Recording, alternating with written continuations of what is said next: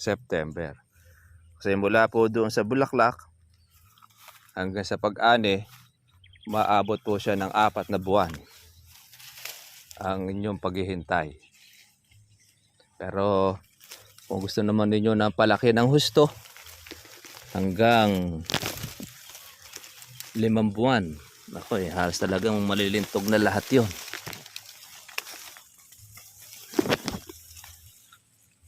Ganyan ang kalamansi.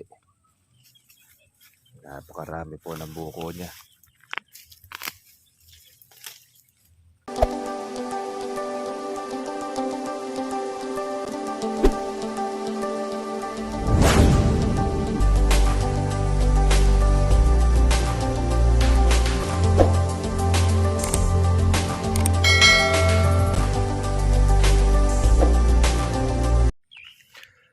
Ay, ito na naman po mga ka-farmers po ang ating mga bulaklak. Ay, tuloy-tuloy ang pagbubulaklak po ng kalamansi. Yan, matapos po mga ka-farmers ng ilang araw na hindi po umulan po naman ng malakas. Ayan, meron po ulit tayo mga kasunod. Yung mga bunga po natin nagamais na. Ayun, iba meron na siyang gasaresa.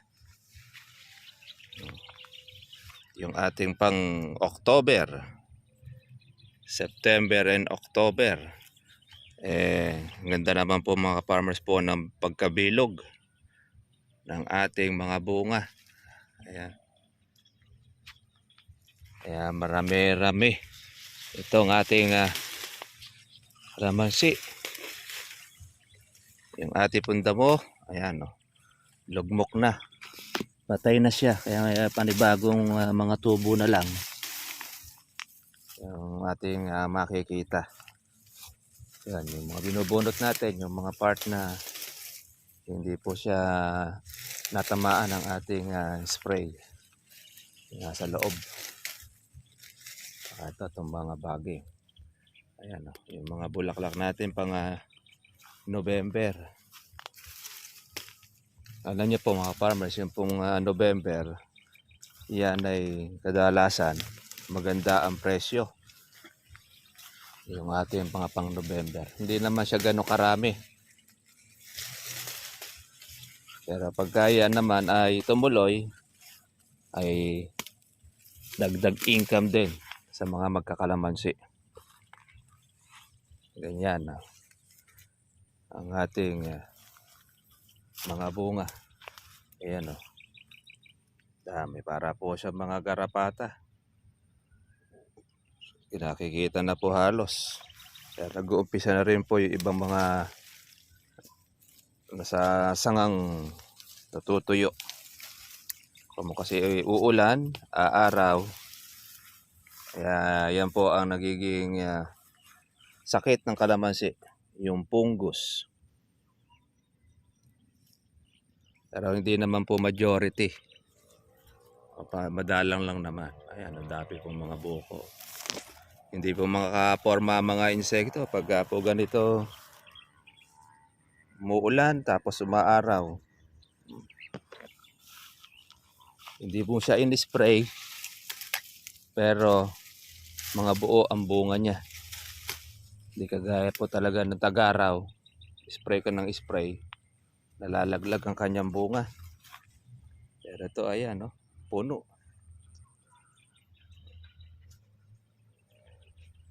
Maglulugas pa yan mga ka-farmers.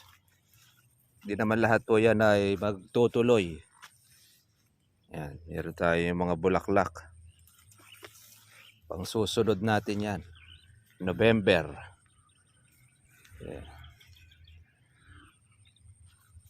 Hindi naman siya ganun makapal. Pero pagka yan ay magtutuloy, marami rin po yan. Itong ating mga bulaklak. Napakasipag magbulaklak ng kalamansi. Once na yan po ay magtigang, matuyo, yan. May sabog o walang sabog ng abono, pag ang kalamansi po ay natigang, naglalabas po siya ng bulaklak. Kaya lang, kapag pumahina ang puno ng kalamansi, ay hindi rin po nagtutuloy ang kanyang bulaklak. Kaya kailangan talaga dyan ay mataba ang inyong kalamansi o yung meron po siyang organic or pataba. Permis yan. Ngayon kasi bihira po ang maglagay po ng pataba po ngayon itong tagulan. Pero isa po yan doon sa sumisingit ang presyo pagka maglalagay ka ng pataba ngayong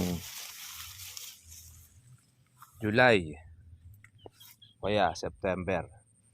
Yung abono po natin na September, October, November, pang December naman yon. Yung 6 ng September yung bulaklak niya. Kaya pagka gusto mo po na magkaroon ka ng pang Disyembre, sasabog ka ng abono ng September. Kasi mula po doon sa bulaklak hanggang sa pag-ani, maabot po siya ng 4 na buwan ang inyong paghihintay. Pero kung gusto naman ninyo ng palaki ng husto, hanggang 5 buwan. Ako halos talagang malilintog na lahat yon.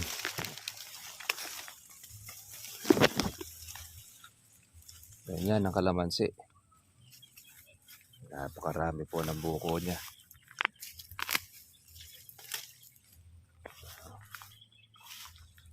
Ay, yung mga damo natin, mga patay na. Litaw na ang lupa. Samantalang dati ay makapal ang ating damo. Kaya mayroon ulit tayo mga bagong mga tubo na ating i-sprayin. Medyo palintugin muna natin bago natin siya i-sprayin ng herbicide. Ayan o. Ang dami po ng mga maliliit na mga bunga.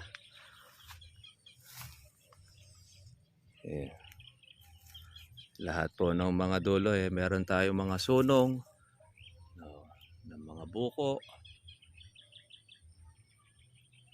Hindi po mahirap ang bunga pagka panahon ng kalamansi. Huwag ka lang maselan sa presyo. Lahat yan yung po matatamaan. Ayan o, kumpul-kumpulan ng mga ka-farmers. Ako pag yan na magtutuloy, napakakapal niyan. Ano mo garapata dito sa atin. Yung mga bulaklak kahit puno ng bunga, nakakaporma pa rin ang bulaklak.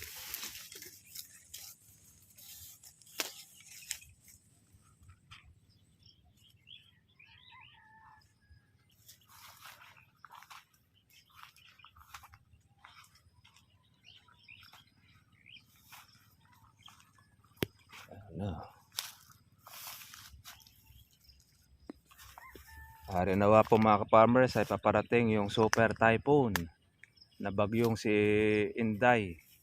Pero ayon sa Pag-asa, hindi naman po maglalandfall sa Pilipinas. Maganda naman. Pero hahatakin naman po yung habagat.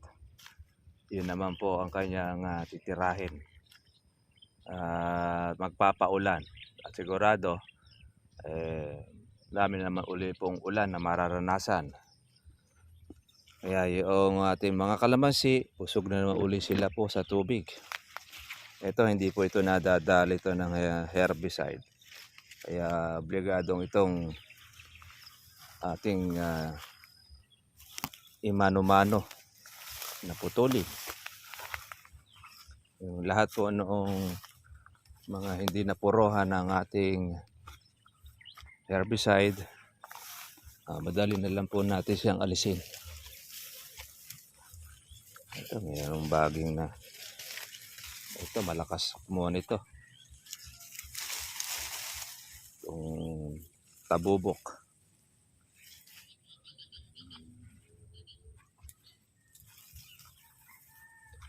Malaki na rin po yung ating mga alanganing size.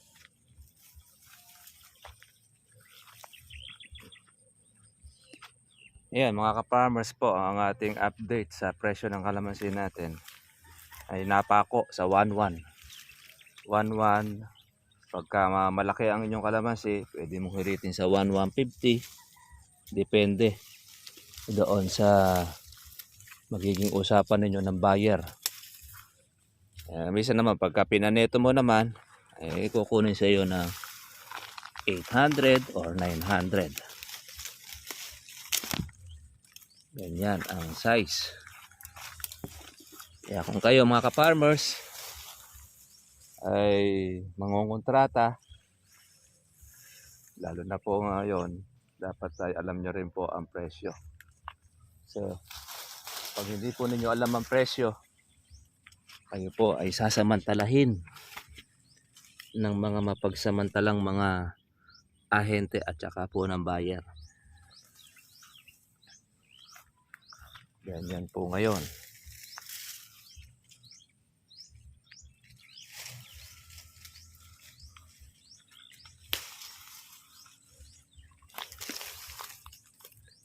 Nahanap natin ang ito yung sabidokong.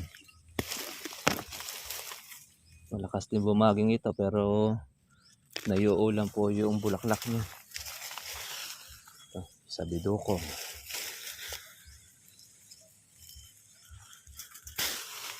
Kayang-kaya niyang balutan ang kalamansi.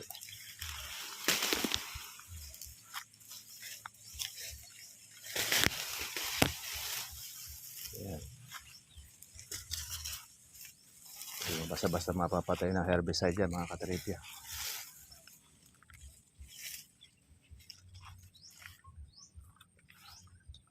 Ayan. Ang ating mga bunga.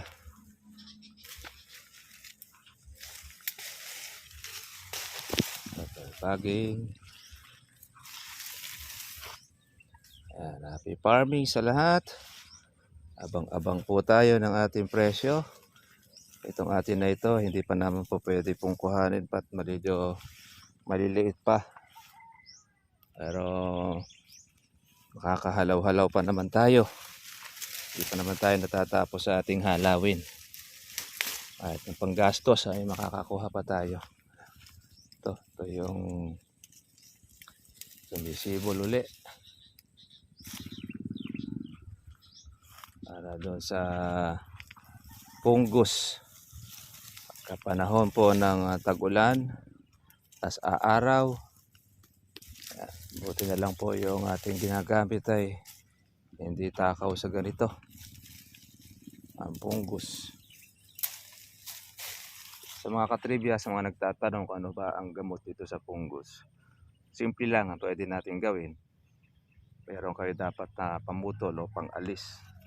Tagay nyo po siya na alisin. Merong mga nabibili na pang anti-punggos. Kaya lang,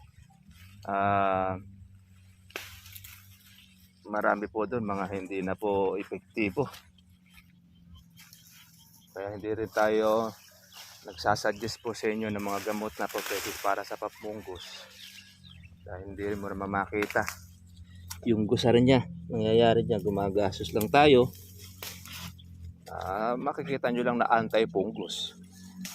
Pero yung kanyang epekto, hindi mo naman makita sa kanya. Kaya kadalasan nating ni-advise yung putol. Yan, sigurado. Tanggal yan, yung punggos. Basta isasagad nyo doon sa may pinakaputi o pink. Yun na kailangan yan. Sagad ng putol. Tapos ilalayo ninyo, tatapon para hindi po siya mangalat or makahawa. Ang mahirap lang po mga farmers pagka yung mismo ang puno tinamaan na po ng punggos, yung ugat ay mahirap mo na pong maapula. Hindi mo na po siya maagapan. Kaya ka tayo ay putol-putol lang po ginagawa natin. Kagaya nito. Hindi naman na maiiwasan na hindi po magkaroon ng punggos. Dahil ang panahon natin, uulan, pagkatapos po ng ulan, aaraw. Kaya nakaproon talaga sa fungus ang ating mga kalamansi.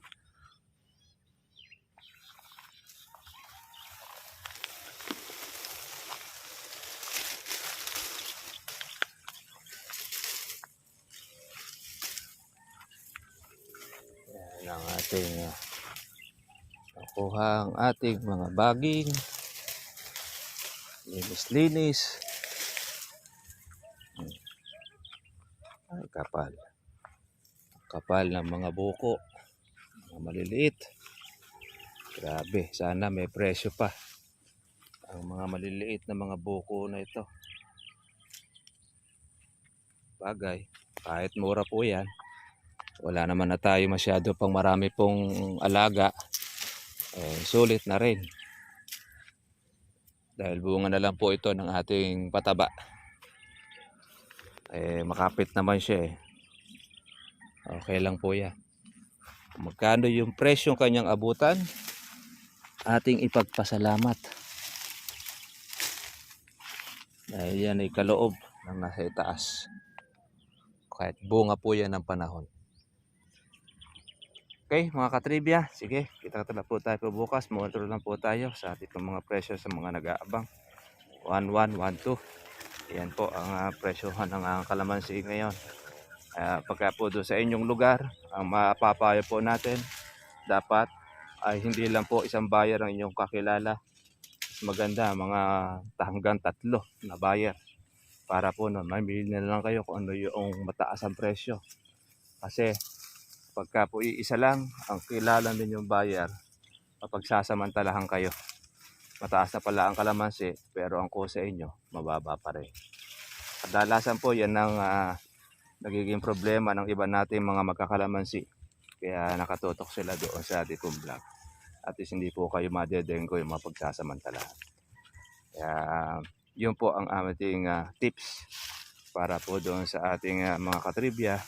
At yun din na-suggest ng ating kaibigan dyan po sa Guagua na meron din siyang kalamansi na hindi lang isang buyer ang kanyang kausap, meron iba rin po mga buyer para at least po noon marami siya po pwedeng pagdalan ng kanyang kalamansi, lalo na pagka panahon na ito ay mababa ang price o presyo, hindi po masisira o mahihinog ang inyo pong kalamansi. Paano mga ka-farmers, mga ka-trivia, God bless sa inyo lahat. Kita na po tayo po bukas para sa sunod po natin vlog. Bye bye.